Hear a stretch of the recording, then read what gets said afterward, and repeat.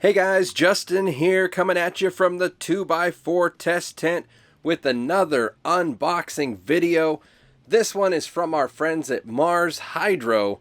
This is a big box. This is an entire grow kit. You can pick this up, set it up, and be ready to rock. It is a TSL2000 Grow Kit. So it's going to come with a tent, carbon filter, fan, and a whole bunch of other stuff. Let's bust into this box and we'll see what all it comes with. All right, there we go. Like I said, it's an entire kit. Look at all the stuff that you get with it. Let's take a closer look. All right, we're ready to take a look at this stuff here. Here is baby Katana, ready to get into it. But I think first we should probably start with the owner's manual. So let's take a look at the manual here. Should be pretty basic. Shows their different grow kits. Some info on how to use the light. How to put together the tent. Info about the fan. Different configurations to hook up the fan and filter, and then warranty info. Within 1 year, free repair and shipping. 1 to 3 years, you pay round-trip shipping charges, repair charges, and handling charges. They will cover the parts. So I consider this as a 1-year warranty, really. The other 2 years, it would really have to be a massive, massive failure. Like literally every diode and the driver all blew up, and they'd have to replace them all. That would really be the only way to make it worth it, I would think, because shipping costs on this is going to be ridiculous. So yeah, that's all that comes with that. We've got pretty big 4-inch ducting here. This looks like a 25-footer, which is going to be more than enough for a 2x4 setup. This is an amazing amount of ducting for this setup. They could easily cut that in half, I think. Then they give you 3 rings to hook everything up. You do get a net if you want to use a scrog net. They give you a little basic nylon scrog net. You got a basic battery operated thermo hygrometer. Yep, pretty cool. Then you get the good old standby, the mechanical timer. I still use these. I prefer the mechanical timers over the digital timers personally, or Wi-Fi. That's what I really like, is the Wi-Fi ones. But mechanical, I still use tons of mechanical timers. They're very, very efficient and very accurate. Then we got rope ratchets. Take a look at the gears here. What do we got? Plastic gear rope ratchets. All right, and then they give you some like Smart Pot type pots, some fabric pots. They're not Smart Pot brand. Looks to be pretty big though. I'd say probably around 4 gallons. Yeah, probably around 4 gallons or so. Yeah, not too bad. It's got some handles on the sides there to make it a little bit easier to move. There's a little bit of issues with the stitching, but I mean, you're just going to be putting dirt in them, so I wouldn't worry too much about that. It is stitched, it just they didn't trim off the excess stuff here, so it looks kind of janky, but it is stitched all the way around. There's no holes in here. Let me run my hand along here before I say that. Yep, no holes all the way through. So you get 1, 2, 3, 4 of those. So that's pretty cool. 4 pots, which is, I usually fit 3 or 4 plants in a 2x4 tent. Let's push some of this stuff out of the way here and we'll get into the boxes. Now, Mars Hydro does apparently do fans and carbon filters now. So if you want to go to their website, my code works on everything. All my discount codes work on everything on their site. So you can check it out if you want to check out one of these filters. Or this whole grow kit, really. And be sure to click the link below, because we are giving away this grow kit. Not this one, but one like it. Brand new in a box directly to you. So here's the carbon filter. Pretty standard. Pretty basic. I dig it. I mean, it's a carbon filter. Sure enough. Not much. There's not much to say about that. I don't know what type of carbon is in it, but it doesn't look too bad. Not too bad. It's not all dented in. I've gotten carbon filters before that were just smashed, just completely dented in. And it does have the little sleeve over it there if you want to use that. Those always end up turning brown though. That is for sure. All right, let's get into this fan here.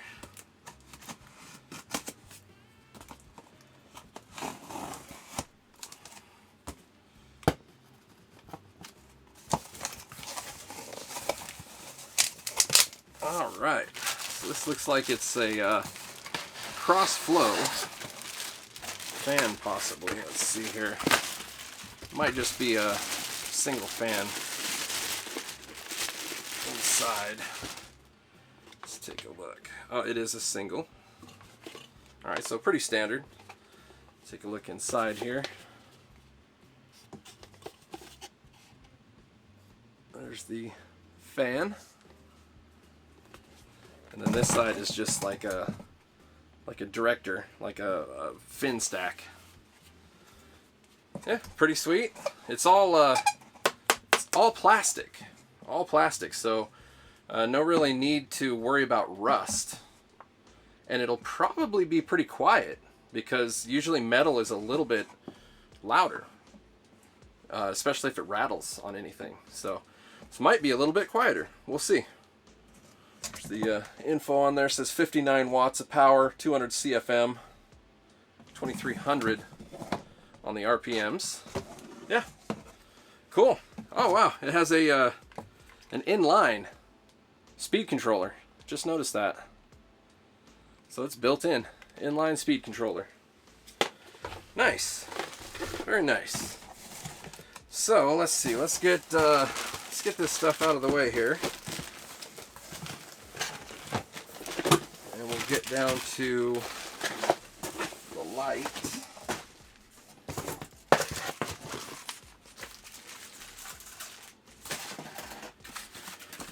All right, now for the light, this is going to be a little tight here, getting it open.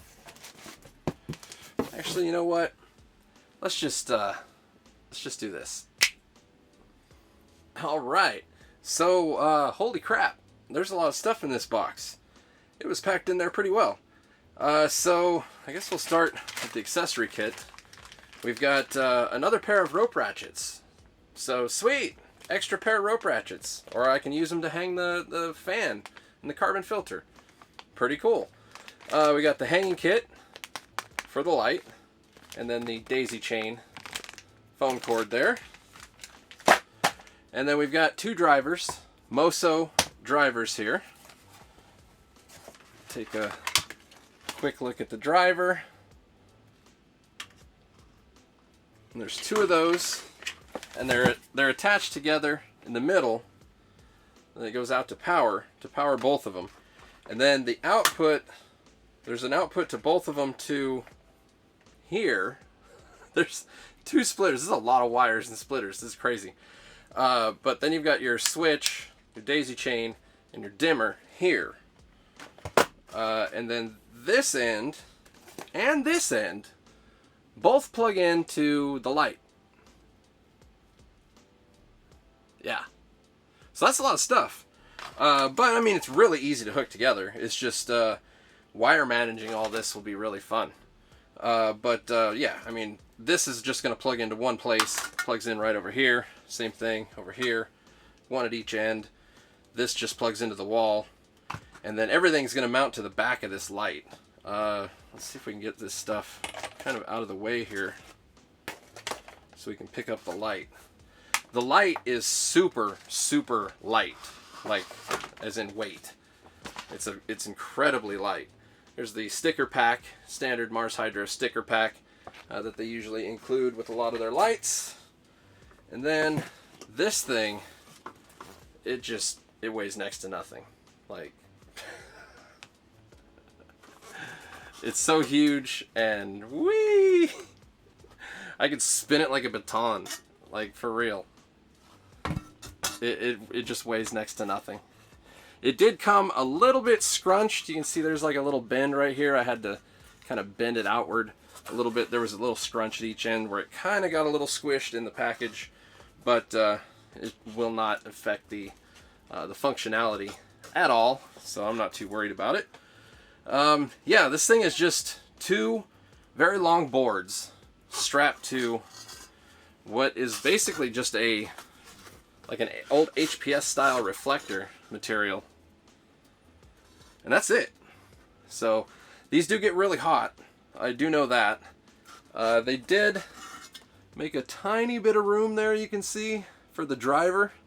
Not much. There's still a metal plate covering that, so it's going to create a little bit of heat under there where the diodes are. But you can see they got little screws here to mount everything down as far as the drivers and whatnot to the back. And yeah, that's pretty much it. This thing is ultra light, ultra light. I'll give you a quick look at the board there. It does not look like it has the typical coating on it. You know, the like spray-on gooey coating. It does not look like it has that to protect the diodes. So keep that in mind. This TSL series, or the TS series, is a very, very cost-efficient series. The output is very good, and the price is very good, but the construction it's inexpensive. It's cheap. So, I mean, it is what it is. I've used the TS series, and they have great output. Really, really great output for the money. It's hard to beat them output for the money, but I just don't know how long they last, because I haven't used one long term, just kind of a few months here and there to mess around with it. So yeah, maybe some of you guys out there that have the TS series can comment down below in the comments and leave your experience, say how long yours has been running and how many crops you have and all that sort of thing. That might help some people out. But yeah, and here is going to be the tent, which we're going to set up to replace this entire tent that we're inside now. We're going to use this tent as the new 2x4 test tent. So that should be pretty cool. And yeah, so let's get it going. Alright guys, we are back and we've got it all hooked up. It was actually really easy to mount the drivers to the unit. They have these little thumb screws, and they're not really hard to tighten either. They're really, really smooth, at least the ones that I got. So it was super simple to attach these to the back here. So that's pretty cool, but it does look like it has long enough cabling to run them outside the tent, possibly, if you don't want to do that. So that's pretty cool. But if you do want to do that, then you have a whole bunch of cabling that you have to find room for on here, because you're not really going to want to let it sit on here full time. I just don't think that would be good for the cables. I think eventually they would start to melt, because this does get extremely hot. So yeah, if worst case scenario, they would get brittle, because plastic heating, cooling, it just makes plastic brittle. So yeah, you'd have to find a way to maybe tie them up, maybe wire tie them up to the hangers here, something like that. That would definitely be an option. But I would not suggest letting them just sit here like what I'm doing here. I'm just doing this for maybe an hour or two, and that's about it. So yeah, I'm not too worried about that, but long term I definitely would be. So that's my advice on that. But Let's take a look at the underside of the light, see what we're working with. Looks pretty standard. I don't see any odd diodes. We got cool white, warm white, and red. I don't see any UV. I don't believe I see any infrared either.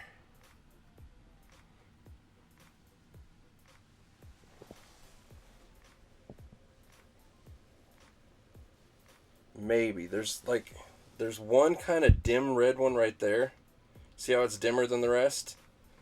And then there's another one I noticed over here. But that's a little bright for infrared, I believe. But it could be either maybe a 680 instead of a 660, or it could be infrared. But this is a pretty big beast. It goes almost wall to wall in this true 2x4. Let's take a look. You guys can see the four corner readings so far. We're at 17 inches, which is the standard, because we're 1 inch off the floor with the sensors. So it's a 16-inch canopies, which is where I do all the testing for these smaller lights and 2x4s and 2x2s. We're looking at 26 watts. Not enough really to do anything with at this level, but it is pretty nice even coverage. Let's turn it up a little bit and see where we can get to for clones and seedlings, which is about 150 to 200.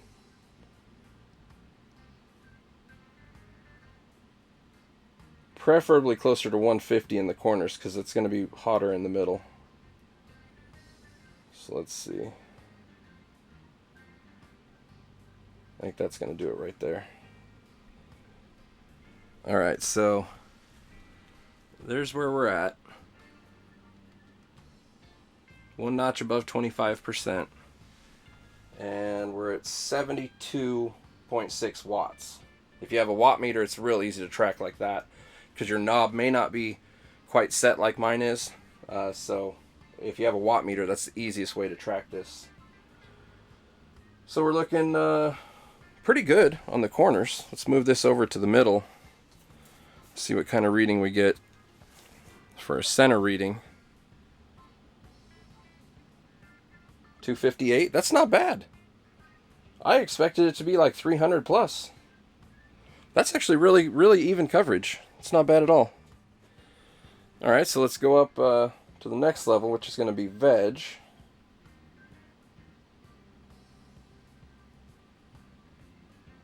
Like 350 plus. Oh, went a little far. We'll go there. 350, 360. That's pretty good. The one corner over here is weak because there's no real reflection. Like, I can literally change the reading by moving this over here. The rest of them have set corners. That's why they're a little bit higher. But yeah, that's pretty good. 177 watts to pull veg in a 2x4. It's not too bad. 612 in the middle. See, now we're at flowering in the middle, so that's pretty strong in the middle. We could actually maybe tone that down a little bit.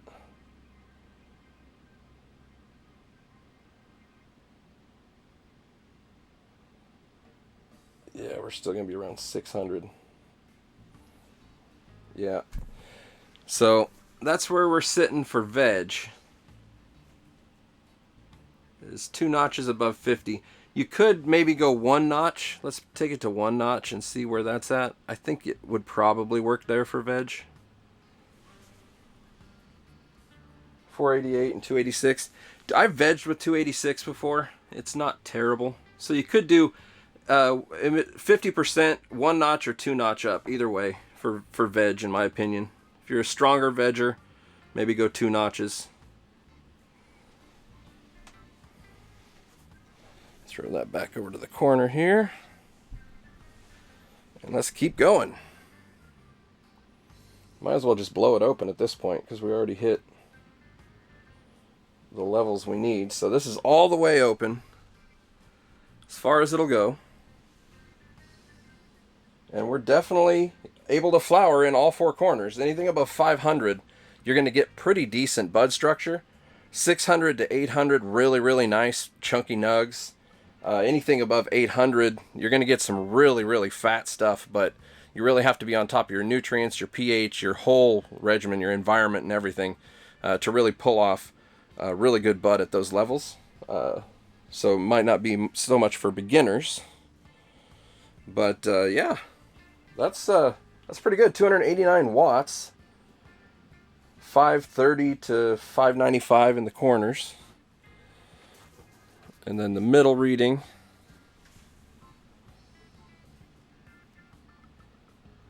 $9.48. Wow, that is not bad. $9.48. So $9.50 in the center. Let's check this edge over here. $7.45, $7.50-ish. Let's try a middle. Run that side there. $6.70. Really good numbers all the way around. I told you guys, this series, it's for bang for the buck. It's really tough to beat, man. It really is. For bang for the buck, it is a tough one. That's some good numbers. That's some damn good numbers. So yeah, not too bad. Got the Moso drivers. There's a good look at the driver there. There's two of those. And you got your dimmer and all that good stuff. So yeah, I'm gonna let this warm up. But while we do that, I'm gonna put the I'm gonna bring the fan in here and hook that up, and we're gonna test out the speed control on the fan. Not really much to do with the carbon filter. That's pretty self-explanatory. The only thing that I will say with the carbon filter, they don't include a intake filter. So for your fan, and if you're gonna push through your carbon filter, you really want a intake filter on your intake so that you don't clog the inside of your carbon filter, which is going to be pretty tough to clean. So that's my advice on that. I'm a big fan of pushing through a carbon filter. I do that on a lot of my tents, but I have, on the ones that I do it on, I definitely have a pre-filter on that to make sure that it doesn't get clogged. So that's my advice on that, and let's go bring in the fan. Oh, we can't forget to do the spectral test. So let's go ahead and see if it has the infrared in it here. Oh, sure enough, look at that. There's a little bump there at 740. Actually a pretty good bump. Little bump there at 660. It's got quite a bit of red in it. Wow. Nice. Real nice. There's the makeup on 1150 ppfd. Got quite a bit of red. Nice. That works. And then as far as the tent goes, this is still the same tent, as I'm sure you've noticed here, but this is the exact same size tent that it comes with. And I believe since I've had this kit for so long, because they had me do a few other videos before this, I believe it was a slightly smaller tent that was in the kit. So rather than being getting it all set up and then finding out that it just was not the right size tent, I decided to do the light test in the size of tent that I know that comes in the kit right now. So that's why I still have the old tent here. But it does come with a brand new 2x4 tent. Alright guys, we are back and we've got the 4-inch fan hooked up in here. You can see it says 200 CFM, 59 watts. Now I've already hooked this up and just played with it a little bit just so I can get an idea of how it works. And it's not really like any other fan that I've ever had. So I'll show you here in a second what I mean. Really just crazy. But here's the I almost said dimmer. The what am I trying to say? Fan speed adjustment. Sorry, brain dead there for a second. Pretty standard there, off, and then it goes to on, and then all the way down there is low. So we can turn it on low. You can see it's not really doing a whole lot on low. Just real slow. Not a whole lot of sound. Not a whole lot of anything coming out of it either. So we can turn it up. Let's go to medium. And it's barely even putting out anything extra. Like barely. For real. Just like barely. Whoops. Hit the light there. Then we crank it up all the way to high. And you hear now something starts going.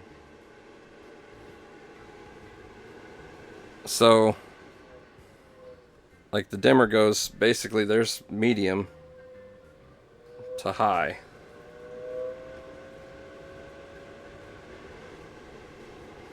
But it's putting out, I mean, a decent amount of air, but not as much as I would expect out of a 200 CFM 4-inch.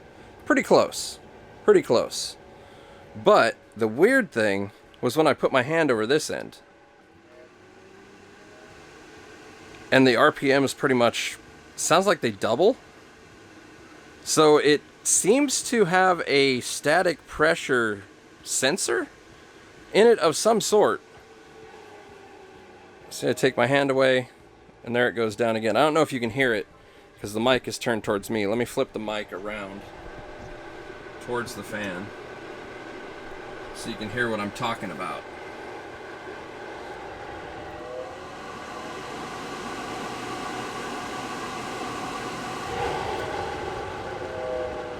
It's really trippy.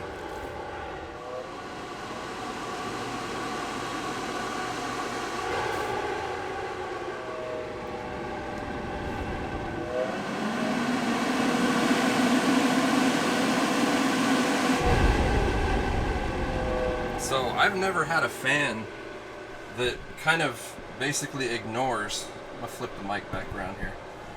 I've never had a fan that basically ignores the commands that you give it from the speed controller and just goes off of the static pressure that it needs.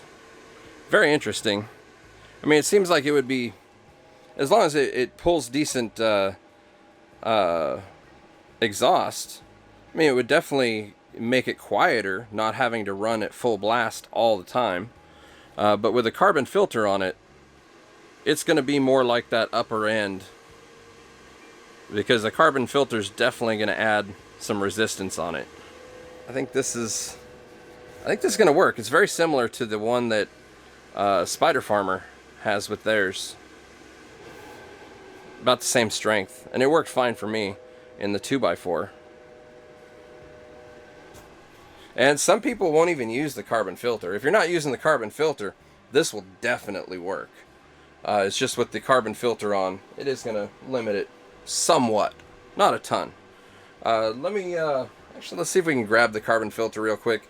I wasn't going to grab the carbon filter, but now that I've got this weird fan increase thing, I think I'm going to throw the carbon filter on there and we'll see what kind of increase it does. So let me grab that and I will be right back.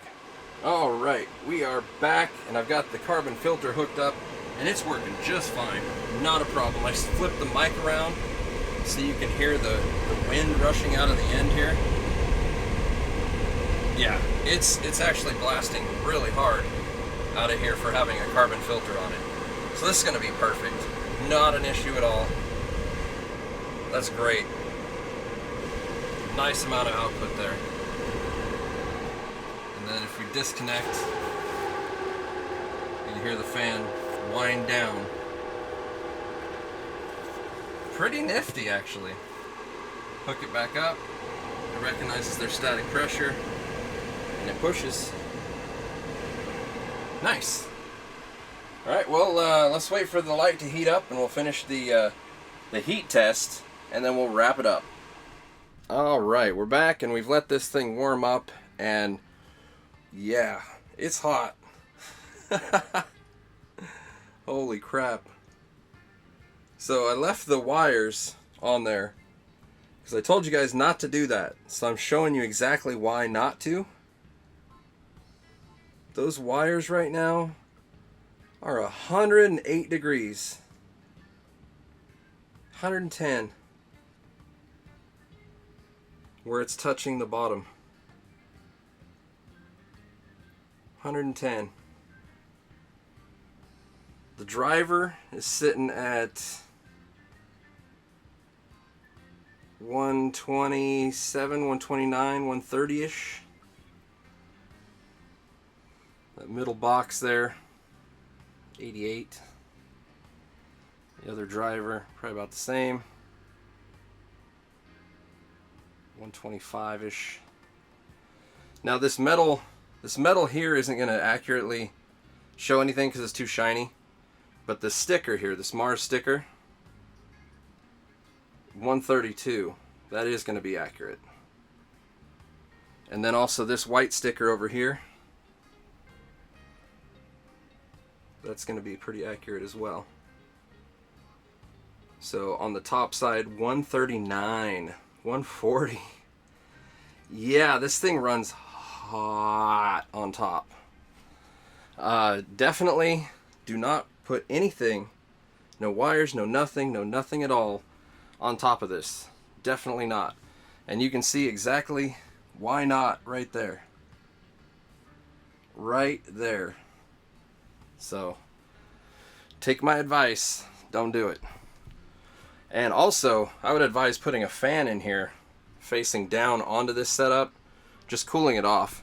I mean, I'm not afraid of it like catching on fire or any crap like that. Unless you're setting a bunch of stuff on here, then maybe. But you don't want to have all your electronics being super hot all the time. It'll wear them out way quicker. The diodes will wear out faster. The drivers will wear out faster. Everything, even the plastic around the cords and cables and your rope ratchets and everything, they wear out faster the hotter everything gets. The hot cool cycle ruins so many things. It's not even funny. So just keep that in mind. Overall though, it's a pretty nice output light for the money. I'll admit it is very, very cheaply made. I mean, it is a budget light in pretty much every sense of the word. But you can't really beat it as far as output for the money. Like, par for the buck, this thing crushes. Really does. So I think that's pretty much it for this whole review here. Hope you guys enjoyed it. And if you want to get some more info, click the links below. Make sure you give a thumbs up. Leave a positive comment if you'd like down below. And until next time, happy growing. Oh yeah, don't forget to enter the giveaway.